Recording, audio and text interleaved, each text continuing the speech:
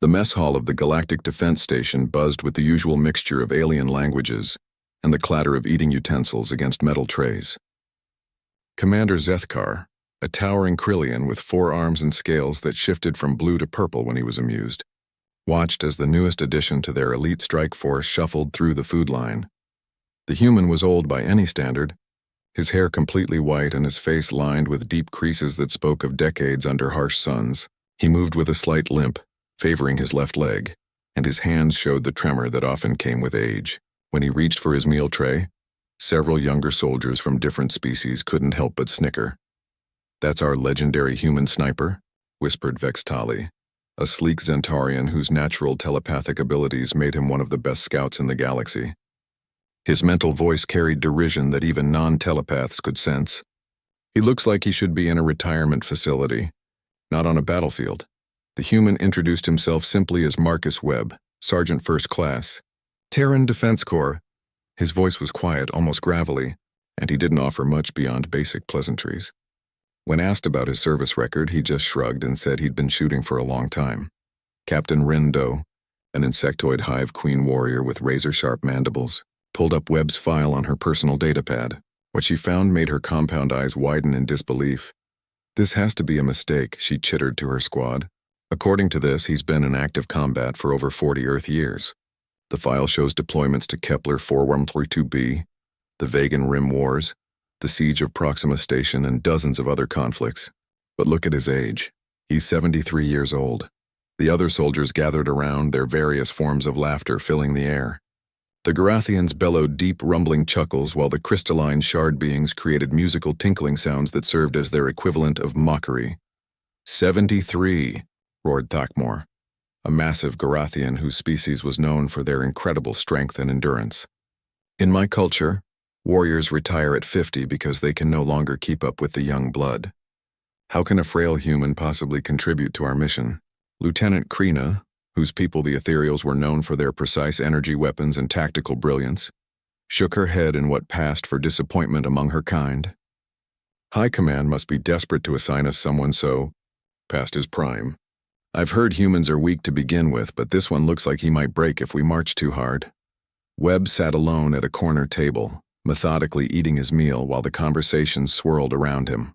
He seemed either unaware of the mockery or simply didn't care. Occasionally, he would glance up at the massive viewing port that showed the starfield beyond, his pale blue eyes distant and thoughtful. The mission briefing came 2 days later in the station's main tactical room. Admiral Sekthara, a distinguished manta ray whose species had founded the Galactic Defense Force centuries ago, stood before a holographic display showing their target, a heavily fortified pirate stronghold built into an asteroid field in the neutral zone. Intelligence indicates the stronghold contains over 3,000 pirates from various hostile species, the admirals translated. Voice echoed through the chamber's speakers. "They've been raiding shipping lanes for months, and their base is protected by advanced shield generators, automated defense turrets, and a maze of tunnels carved deep into the asteroid itself. The plan was ambitious and dangerous. A strike force of 12 elite soldiers would infiltrate the asteroid field using stealth ships, disable the shields, and eliminate key targets to allow the main fleet to move in for the final assault." Commander Zethkar looked over his assembled team. 11 of the galaxy's finest warriors from 7 different species, each bringing unique abilities and advanced technology to the mission. And then there was Webb sitting quietly in the back row, taking notes in an old-fashioned paper notebook with an actual pen. "The human will serve as our long-range support," Zethkar announced, his scales shifting to a doubtful shade of gray-green. "His position will be established on asteroid Gamma 7, approximately 2 kilometers from the main target. From there, he can provide covering fire and eliminate any sentries that might spot our approach." Several soldiers exchanged glances. 2 kilometers was an impressive range for most species' weapons, but it seemed like they were keeping the old human safely out of the way, rather than utilizing any real combat expertise. After the briefing, as the team prepared for departure, Webb approached the weapons locker with his worn duffel bag. While the other soldiers selected from an array of advanced plasma rifles, particle beam weapons, and molecular disruptors, Webb pulled out what looked like an antique. The weapon was clearly human-made, with a dark metal finish and wooden stock that showed the wear of decades of handling. It looked primitive compared to the sleek energy weapons the others carried, more like a museum piece than military equipment. "Is that really what you're bringing to combat?" asked Specialist Crixtol, a young Zentorian whose scales rippled with barely contained laughter. "It looks like something from your species' industrial age. Does it even fire energy bolts?"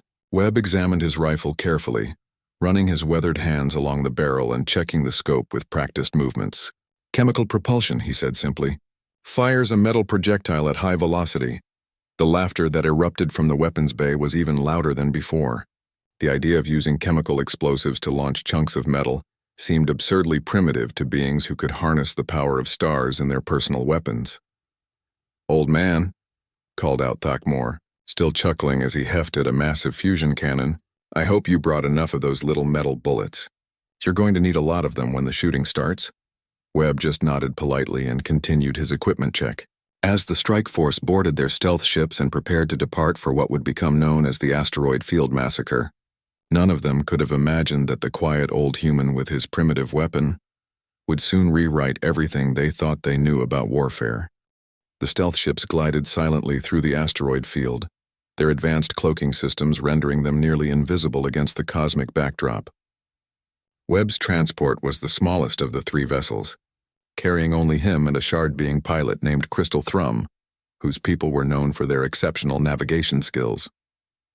During the 6-hour journey, Crystal Thrum couldn't resist making conversation with the strange old human, who sat motionless in the passenger seat, his ancient rifle across his knees.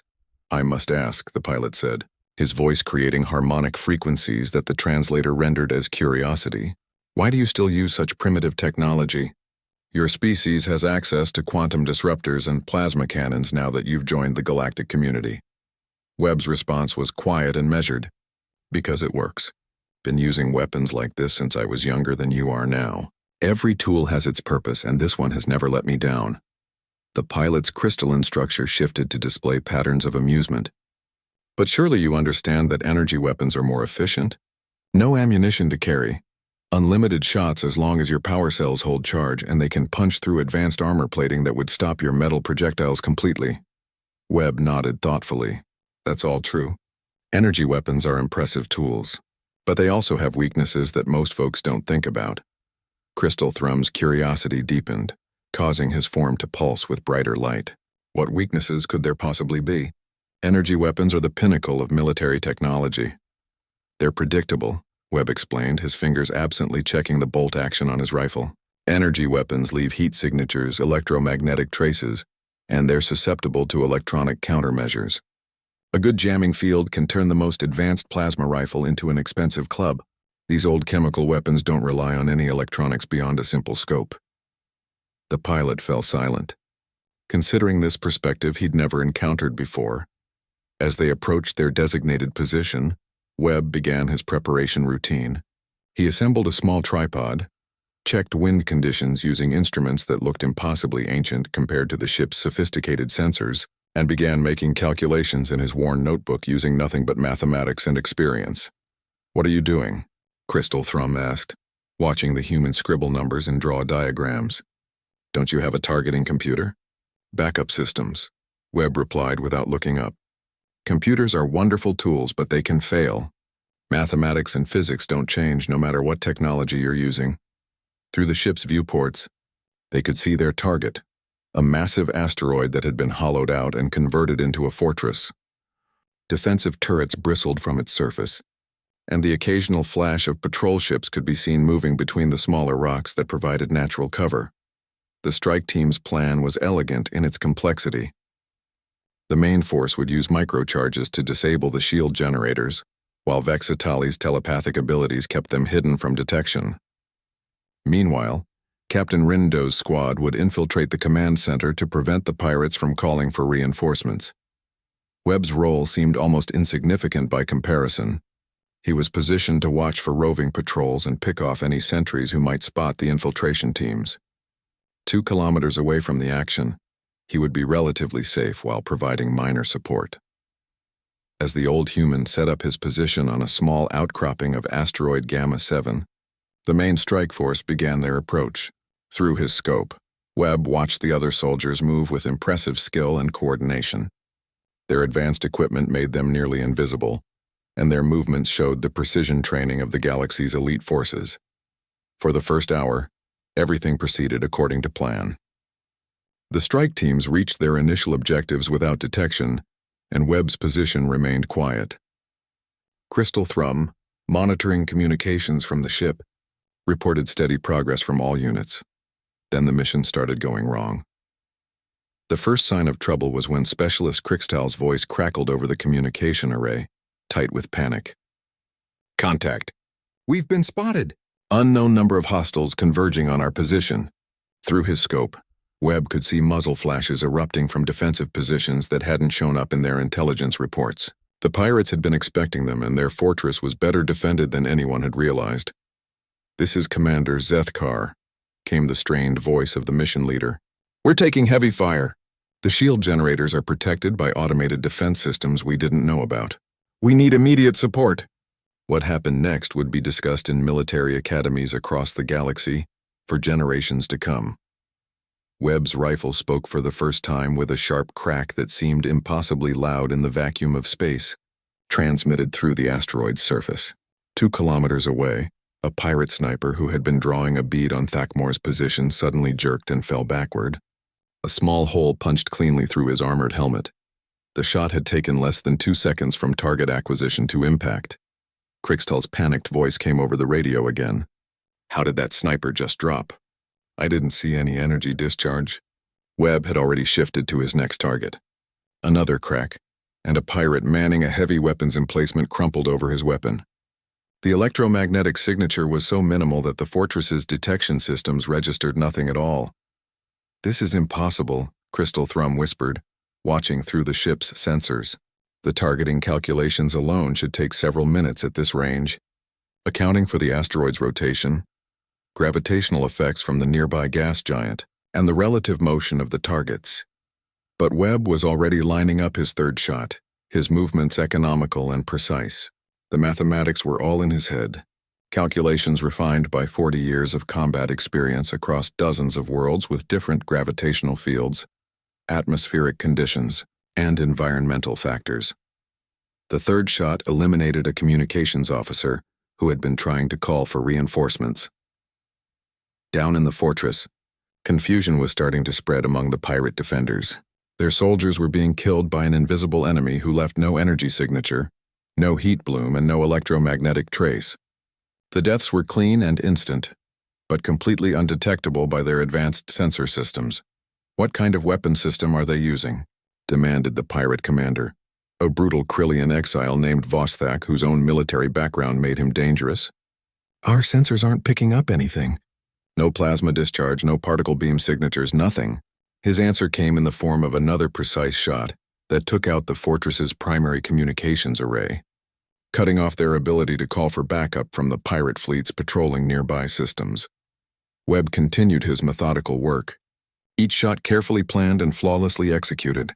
He eliminated sentries, disabled weapon emplacements, and systematically dismantled the fortress's ability to coordinate its defense. And through it all, the most advanced military sensors in the galaxy registered nothing but the faintest vibrations transmitted through solid rock. The tactical situation inside the pirate fortress had completely changed within the span of 10 minutes. What had begun as a coordinated ambush by the defenders had turned into chaos and confusion, as their key personnel mysteriously fell one by one to an enemy they couldn't detect or locate. Commander Zethkar, pinned down behind a collapsed tunnel support with 3 members of his squad, was the first to realize what was happening. "Webb," he called over the communications array, his voice filled with a mixture of disbelief and growing respect. "Are you responsible for these eliminations?" "Confirmed," came the quiet reply. "I count 17 targets neutralized so far. You should have a clear path to the primary shield generator now." Lieutenant Krina, whose ethereal senses could detect energy signatures across multiple spectrums, was completely baffled. "How is this possible?" "I'm not reading any weapon discharge from your position. My equipment can detect a plasma rifle firing from 3 systems away, but you're invisible to everything." Webb's response was matter of fact. Chemical propulsion doesn't create the energy signatures you're used to tracking. The projectile is cold metal moving at high velocity. No heat bloom, no electromagnetic disturbance, just kinetic energy. While this conversation took place, Webb was already tracking his next target, a pirate demolitions expert who was setting charges to collapse the main access tunnel and trap the strike force inside the fortress. The range was nearly 3 kilometers now, as the target had moved deeper into the asteroid's interior. The mathematics were becoming more complex. The projectile would need to travel through the thin atmosphere inside the asteroid, account for the gravitational pull of not just the asteroid itself, but also the gas giant whose orbit they were following, and compensate for the target's movement through the tunnel system. Webb made his calculations, adjusted his scope, and squeezed the trigger. The demolitions expert was reaching for the detonator when the bullet punched through the back of his skull and destroyed the explosive device in the same instant. The charges never went off, leaving the strike force's escape route intact. "Impossible shot," Crystal Thrum exclaimed, his crystalline form blazing with amazement. The target was behind partial cover, moving, and the bullet had to travel through 3 different gravitational fields. But Webb was already moving to his next target, his weathered hands working the bolt action with practiced efficiency. Decades of combat had taught him that in war, there was no time for celebration until the mission was complete. Captain Rindo's squad had been making steady progress toward the command center, but they encountered a new obstacle, a squad of heavy assault troops equipped with powered armor that could shrug off their energy weapons. "This is Rindo," the insectoid warrior's voice buzzed with frustration. "We've got 8 hostiles in grade A combat armor. Our weapons aren't making a dent and they're blocking our path to the command center." "I see them," Webb replied calmly. Through his scope, he could observe the heavily armored pirates advancing down a corridor toward the strike team's position. Their armor was indeed impressive, designed to withstand direct hits from military-grade plasma weapons. What the armor designers hadn't considered was a threat from an entirely different technological approach. Webb's rifle cracked 4 times in rapid succession, the bolt action cycling smoothly between shots. Each bullet found the weak points in the powered armor, joints, vision ports, and cooling vents that couldn't be heavily armored without compromising the suit's functionality. 4 pirates in invincible armor dropped to the ground in less than 8 seconds. "How did you penetrate grade A combat armor with a primitive projectile weapon?" Captain Rindo's voice carried a tone of awe that her species rarely expressed. "Armor is designed to disperse energy over a wide area," Webb explained while tracking the remaining 4 targets. "A kinetic projectile concentrates all its force into a very small point. Physics trumps technology if you know where to aim." 4 more shots, and the corridor was clear. Down in the fortress's command center, Pirate Commander Vostak was experiencing something he hadn't felt in years: genuine fear. His forces were being systematically eliminated by a sniper who seemed to defy every principle of modern warfare. "Get me a location on that shooter," he roared at his sensor operators. "He has to be somewhere in the asteroid field." "Sir, we've scanned every rock within 10 kilometers, replied his chief technician, a nervous Centaurian whose scales had turned pale with stress. "There's no energy signature, no heat bloom, no electromagnetic disturbance. It's like he's firing from another dimension." Vostak pulled up the tactical display and studied the pattern of eliminations. Whoever this sniper was, he wasn't just randomly picking targets. Every shot had a strategic purpose: communications officers, key defensive positions, demolitions experts, and heavy weapons operators. "This isn't some amateur with lucky shots," the pirate commander muttered. "This is a professional, someone with decades of experience who knows exactly how to dismantle our defenses." His analysis was interrupted by another casualty report. Webb had just eliminated the gunner operating their most powerful defensive turret, a massive particle cannon that had been keeping Admiral Sekthara's fleet at bay. Meanwhile, the strike force was making unprecedented progress through the fortress. With the defenders confused and their key personnel eliminated, resistance was crumbling faster than anyone had thought possible. Thakmor, the massive Garathian warrior who had mocked Webb's age and equipment just days before, found himself advancing through corridors that should have been death traps, but were now mysteriously clear of effective opposition. "Webb," he called over the radio, his deep voice carrying a humility that surprised everyone who knew him. "I owe you an apology, and probably my life. "Just doing my job," came the simple reply, followed immediately by another rifle crack as Webb eliminated a sniper who had been drawing a bead on Thakmore's position from a concealed nest 3 kilometers away. Specialist Krikstal, monitoring the overall tactical situation, couldn't help but vocalize what everyone was thinking. One old human with a primitive weapon is dismantling this entire fortress. How is this possible? Webb's answer would become legendary in Galactic Defense Force training manuals. "Son, there's nothing primitive about 40 years of experience. Technology changes, but warfare fundamentals stay the same. You find the enemy, you line up your shot, and you squeeze the trigger. Everything else is just bells and whistles." The fortress's command center had become a scene of barely controlled panic. Pirate Commander Vostok watched his tactical display with growing horror, as red indicators marking his eliminated personnel spread across the screen like a plague. In 30 minutes, he had lost more key operatives than in the previous 6 months of fleet warfare combined. "Sir," his communications officer called out, her voice strained with fear. "We're receiving surrender requests from 3 different sections. The troops are saying they're being hunted by a ghost." Vostok snarled, his Krillian features twisting with rage and desperation. "There are no ghosts. It's one sniper with an antique weapon. How hard can it be to locate and eliminate him?" His answer came in the form of another casualty report. The gunner manning their secondary shield generator had just dropped at his post, killed by a shot that had somehow threaded through a gap in the asteroid's rocky exterior that was barely wider than the projectile itself. Outside, Admiral Sekthara's fleet was beginning to notice the change in the fortress's defensive posture. "Admiral," reported her tactical officer, "the enemy's coordinated fire has become sporadic. Their heavy weapons positions are going silent one by one." "Confirmed," Admiral Sekthara replied, studying the battlefield display with growing amazement. "Whatever the strike force is doing in there, it's working beyond our most optimistic projections." Inside the asteroid, Webb continued his methodical destruction of the fortress's defensive capabilities. Each shot was carefully planned, not just for immediate tactical effect, but for maximum psychological impact on the remaining defenders. He had learned long ago that in asymmetric warfare, fear could be as effective a weapon as any bullet. The pirates weren't just losing personnel, they were losing their confidence in their own invulnerability. Commander Zethkar's squad had reached the primary shield generator, but found it protected by an automated defense system that had been concealed during their initial reconnaissance. Rotating turrets tracked their movement with mechanical precision, ready to cut them down the moment they stepped into the open. "This is Zethkar," the commander reported. "We're pinned down by automated defenses. 3 rotating turrets with overlapping fields of fire. We can't advance without taking casualties." "I see the problem," Webb replied. Through his scope, he could observe the defensive installation nearly 4 kilometers away. The turrets were heavily armored and designed to withstand direct assault. But they had one crucial weakness that their designers hadn't considered. Webb adjusted his aim and fired 3 shots in rapid succession. Instead of targeting the turrets themselves, he hit the power cables that fed energy to their rotation mechanisms.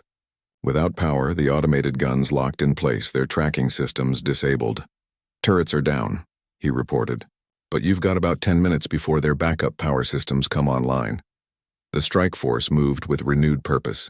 With their path clear, they quickly reached the shield generator and began placing charges. Meanwhile, Captain Rinida's squad had fought their way to within sight of the command center. But Vostok had one last desperate card to play. "Activate the self-destruct sequence," he ordered his terrified crew. "If we're going down, we're taking this entire asteroid field with us. The explosion will destroy the Galactic fleet and make us martyrs for the cause."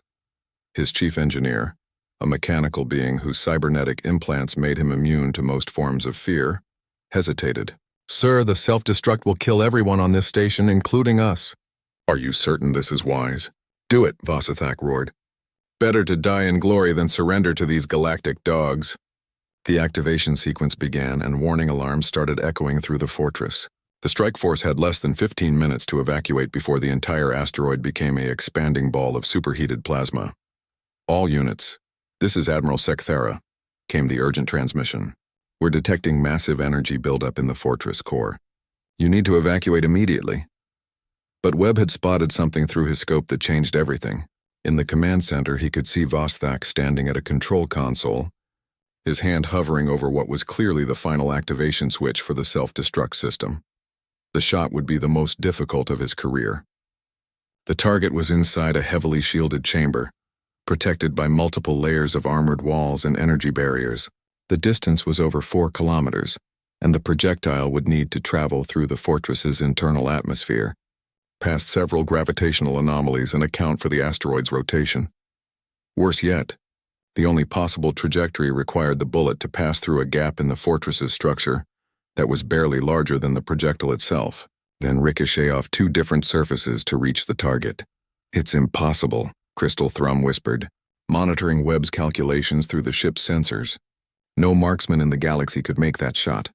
The computational requirements alone would overwhelm a quantum targeting computer. Webb studied the target through his scope, making minute adjustments to his aim, while running calculations in his head that incorporated 40 years of ballistic experience across dozens of different worlds and gravitational environments. "Sometimes impossible is just another word for untested," he murmured, and squeezed the trigger. The bullet began its journey through space, following a trajectory that defied every principle of modern warfare.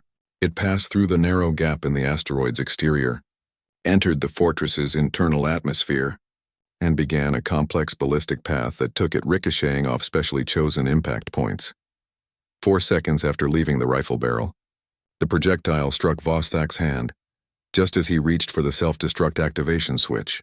The impact shattered bones and sent the pirate commander reeling backward, his hand destroyed and the activation sequence halted.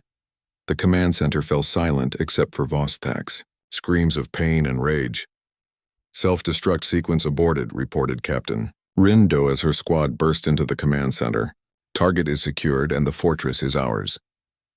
Throughout the asteroid field, the remaining pirate forces began surrendering en masse.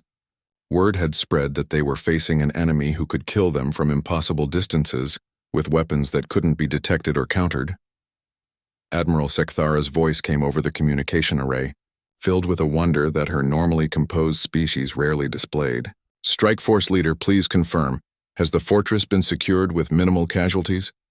"Confirmed, Admiral," Commander Zethkar replied, his own voice carrying notes of amazement. "Total Strike Force casualties, 0. Enemy casualties, 47 confirmed eliminations, plus an unknown number of psychological casualties who surrendered rather than face continued engagement."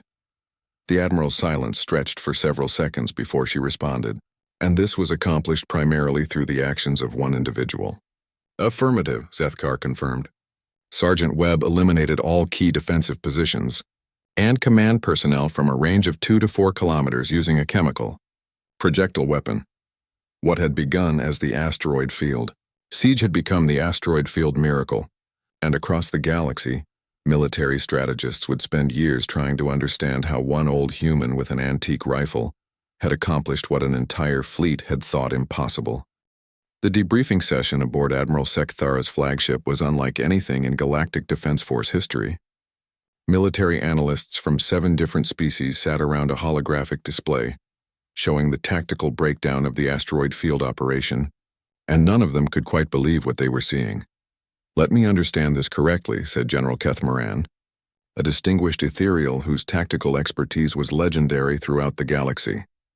Sergeant Webb eliminated 47 enemy combatants, disabled 13 automated defense systems, prevented a fortress-wide self-destruct sequence, and did all of this using a weapon that our sensors couldn't even detect? Admiral Sekthara gestured toward the tactical display with one of her graceful appendages. "The recordings speak for themselves, General. Every elimination was precise, strategically targeted, and executed from distances that most of our species would consider impossible for accurate fire." Webb sat quietly in the corner of the briefing room, still wearing his simple combat fatigues and looking completely out of place among the highly decorated officers surrounding him. His ancient rifle was propped against his chair, drawing curious glances from military personnel who had spent their careers working with the most advanced weapons technology in the galaxy. Commander Zethkar stood before the assembled officers, his scales shifting to colors that indicated deep respect and admiration. "I must formally retract my previous assessment of human military capabilities," Sergeant Webb's performance exceeded every metric we used to evaluate combat effectiveness. But how? Demanded Captain Rindo, her compound eyes focusing intently on Webb. I've spent my entire career studying ballistics and targeting systems. The shots you made should have been mathematically impossible without computer assistance. Webb finally spoke, his voice quiet but carrying clearly through the briefing room. With respect, Captain, the mathematics aren't that complicated if you've been doing them long enough.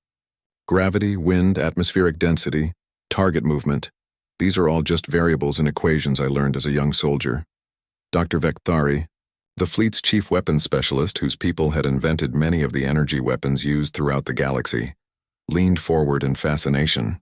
But surely you must use some form of technological enhancement. Cybernetic implants, neural interfaces, quantum targeting systems. None of that, Webb replied simply. Just experience, practice, and understanding how projectiles behave in different environments. The room fell silent as the implications of this statement sank in. The galaxy's most advanced military minds were grappling with the idea that their sophisticated technology had been outperformed by what they considered primitive methods. Lieutenant Kriener raised what passed for a hand among her people. Sergeant Webb, if I may ask a technical question, how do you calculate trajectories for targets at extreme range without computer assistance? Webb's weathered face showed the ghost of a smile. Ma'am, I've been shooting for 40 years across more worlds than I can count. After a while, you develop an instinct for how bullets behave. You learn to read wind patterns, account for gravity differences, and predict target movement. It's not magic, it's just experience accumulated over time. General Kethmaran consulted his datapad, his expression growing more amazed as he reviewed the tactical data. Sergeant, according to our analysis, your longest confirmed elimination was at 4.7 kilometers. In our military academies, we teach that accurate projectile fire beyond 2 kilometers is essentially impossible due to the number of variables involved. That's probably true for most folks, Webb agreed. But I've had a lot of practice at long-range shooting. You get good at something if you do it for 40 years. Crystal Thrum, who had been silent throughout most of the debriefing, finally spoke up. I monitored Sergeant Webb's preparation routine before each shot. He was making calculations manually, using only written mathematics and his personal observations. No computer assistance, no electronic targeting systems, no technological enhancement of any kind. Admiral Sekthara's species were known for their analytical minds, and she was struggling to process what she had witnessed. Sergeant Webb, in your opinion, how do human soldiers compare to other species in terms of combat effectiveness? Webb considered the question carefully before answering. Admiral, every species has its strengths. I've fought alongside Krillian warriors who could survive wounds that would kill most beings, ethereal tacticians who could plan battles with incredible precision, and Centaurian scouts whose natural abilities made them nearly invisible. Humans don't have the natural advantages that other species possess. He paused, looking around the room at the assembled officers. But humans have one trait that served us well in combat. We're stubborn. When other species might give up because something seems impossible, humans tend to keep trying until they find a way to make it work. We compensate for our physical limitations by being creative and persistent. Dr. Vekthari pulled up a holographic display showing energy weapon specifications. But surely you recognize that chemical projectile weapons are inferior to modern energy-based systems. The technology you're using is thousands of years old by galactic standards. Different tools for different jobs, Webb replied diplomatically. Energy weapons are excellent for most combat situations. They're reliable, powerful, and don't require ammunition resupply, but they also have limitations that chemical projectiles don't share. Such as? Prompted General Kethmaran. Webb gestured toward his rifle. Electronic warfare countermeasures can disable energy weapons, but they can't stop a mechanical firing system. Energy weapons create detectable signatures that make them easy to track and locate. And energy weapons are dependent on power cells that can fail or be depleted. He picked up his rifle and worked the bolt action, the mechanical sound echoing through the high-tech briefing room. This weapon will fire reliably in any environment, regardless of electromagnetic interference, power failures, or electronic countermeasures. The only things it needs are ammunition and someone who knows how to use it properly. Captain Rindo's mandibles clicked in what her species used to express thoughtful consideration. Are you suggesting that our technological advancement has created vulnerabilities that simpler weapon systems don't possess? I'm not criticizing your weapons, Captain, Webb said carefully. I'm just pointing out that different technologies have different strengths and weaknesses. In this particular mission, the advantages of chemical projectiles happen to outweigh their disadvantages. Commander Zethkar looked around the briefing room at his fellow officers, seeing his own thoughts reflected in their expressions. Perhaps we've become too dependent on technological solutions. Sergeant Webb has demonstrated that sometimes the old ways are still effective. Admiral Sekathara made a decision that would reshape Galactic Defense Force doctrine for generations to come. I'm recommending that the Defense Council authorize a comprehensive review of our training programs. We may have overlooked valuable techniques in our rush to embrace new technologies. As the debriefing concluded and the officers began to file out of the room, many of them approached Webb personally to ask technical questions about his methods. The old human answered each query with patience and humility, sharing knowledge that had taken him decades to acquire. But the most significant moment came when Thakmor, the massive Garathian warrior who had initially mocked Webb's age and equipment, approached the human sergeant with obvious embarrassment. "Sergeant Webb," the giant warrior rumbled, "I owe you an apology. I made judgments based on assumptions rather than evidence. You saved my life today, and probably the lives of this entire strike force." Webb stood and extended his hand in the traditional human gesture of reconciliation. "No apology needed, Thakmor. You had every right to be skeptical. But I hope today showed you that there's wisdom to be found in unexpected places." As they shook hands, officers throughout the briefing room realized they had witnessed something that would become legendary. The moment when the galaxy's military establishment learned to respect the deadly effectiveness of human warfare. 6 months after the asteroid field operation, the Galactic Defense Force Academy on Centauri Prime had become an unlikely pilgrimage site for military personnel from across the galaxy. The reason was a single classroom where Sergeant Marcus Webb, now bearing the newly created title of Master Instructor of Unconventional Warfare, taught the principles of chemical projectile marksmanship to some of the galaxy's most elite soldiers. The classroom itself was a study in contrasts. Advanced holographic projectors and quantum computers shared space with paper targets, mechanical chronographs, and racks of what the students had initially dismissed as primitive human weapons. The irony wasn't lost on anyone that the most sought-after course in the academy was taught using technology that predated galactic civilization by millennia. Captain Rindo, who had requested extended training assignment to study under Webb, watched in fascination as the old human demonstrated proper shooting stance to a class that included representatives from 12 different species. Some of the anatomical adaptations required were complex. Ethereal body structure didn't naturally accommodate human shooting positions, but Webb had developed modified techniques for every species' physiology. "The fundamentals remain the same regardless of your body type," Webb explained as he helped a young shard being adjust her crystalline structure to achieve proper sight alignment. "Stable platform, consistent grip, smooth trigger control and follow-through. Everything else is just adaptation to your specific anatomy." Lieutenant Krickstall, who had originally mocked Webb's equipment, was now one of his most dedicated students.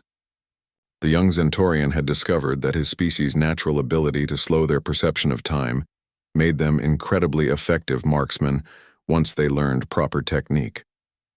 "Instructor Webb," Krickstall asked during the practical shooting exercise, "I still don't understand how you made some of those shots during the fortress assault. The ballistic calculations should have been impossible to perform mentally in the time you had available." Webb finished helping a Krillian cadet with his bolt manipulation technique before answering. "Son, that's the difference between knowing mathematics and understanding physics. When you've fired enough rounds in enough different conditions, the calculations become intuitive.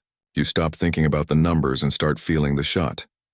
Dr. Vekthari, who had taken a sabbatical from her weapons research to audit Webb's classes, raised her hand. "Master Instructor, are you suggesting that technological assistance might actually impair marksmanship development by preventing soldiers from developing these intuitive skills?"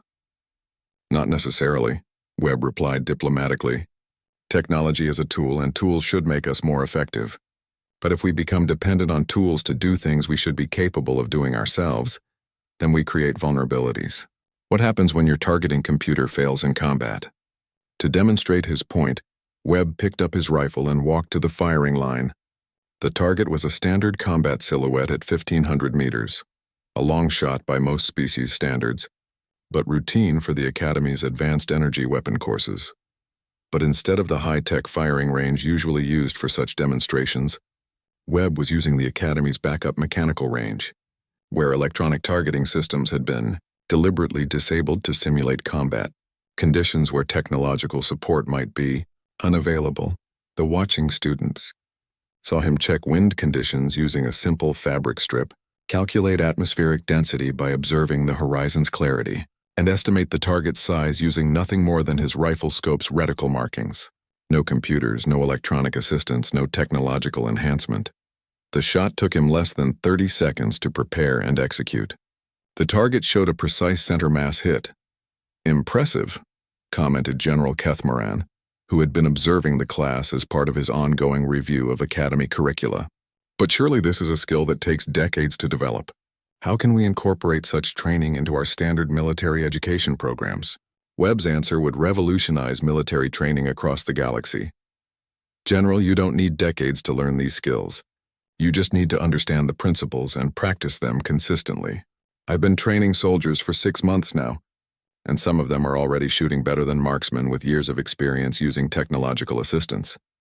He gestured toward the student firing line, where representatives from 7 different species were engaging targets at ranges that their home militaries considered impossible for their weapons. The key is starting with fundamentals and building up gradually. Technology can enhance natural ability, but it can't replace the need to develop that ability in the first place. Lieutenant Krina, who had initially been skeptical of chemical projectile weapons, raised her hand. "Master Instructor, I've been analyzing the tactical applications of your teaching methods. It seems that students trained in your techniques show improved performance even when using energy weapons. How do you explain this?" "Good marksmanship is about more than just the weapon system," Webb explained. "It's about observation, patience, calculation, and the ability to make accurate assessments under pressure. These skills transfer regardless of what technology you're using." Admiral Sekthara, who had become one of Webb's strongest supporters within the military hierarchy, entered the classroom just as the practical exercise was concluding. Her presence caused a ripple of attention among the students, but Webb continued his instruction without interruption. "Admiral," he said simply, nodding respectfully while helping a student with her shooting stance, "I hope you don't mind if we finish the lesson before formal greetings." The Admiral's species were known for their appreciation of dedication to duty, and she settled into an observer's position without complaint. What she saw over the next hour would influence her recommendations for the Defense Force's future training doctrine. Students who had struggled with accuracy using advanced targeting systems were consistently hitting targets at ranges their instructors had thought impossible. More importantly, they were doing so while understanding the principles behind their success rather than simply relying on technology to compensate for lack of skill. When the class concluded, Admiral Sekthara approached Webb privately. "Master Instructor, I've been reviewing the performance reports from your students' home units. The improvement in combat effectiveness has been remarkable across all species and specialties." "That's good to hear, Admiral," Webb replied while cleaning his rifle with the same methodical care he'd shown for 40 years. "Though I suspect the improvement has less to do with the specific skills I'm teaching and more to do with the confidence that comes from truly understanding your equipment." "Nevertheless," the Admiral continued, "the Defense Council has authorized expansion of your program. We want to establish similar training courses at military academies throughout the galaxy. Would you be willing to train a cadre of instructors to spread these techniques more widely?" Webb considered the request carefully.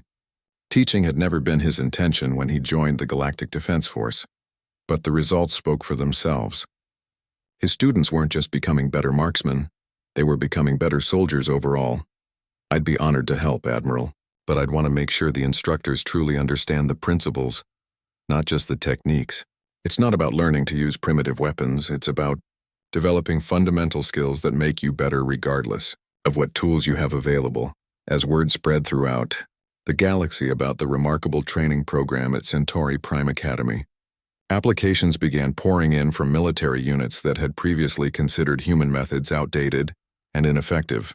The old human who had once been laughed at for his primitive equipment was now the most requested instructor in Galactic Defense Force history. But perhaps the most significant change was in how the galaxy's military establishment viewed technological advancement. The lesson of Marcus Webb wasn't that old ways were better than new ways. It was that wisdom came from understanding principles, not just mastering tools. And in military academies across the galaxy, a new generation of soldiers learned that sometimes the most advanced training came from the oldest techniques, taught by a quiet human who had spent 40 years proving that experience and understanding could triumph over any technology.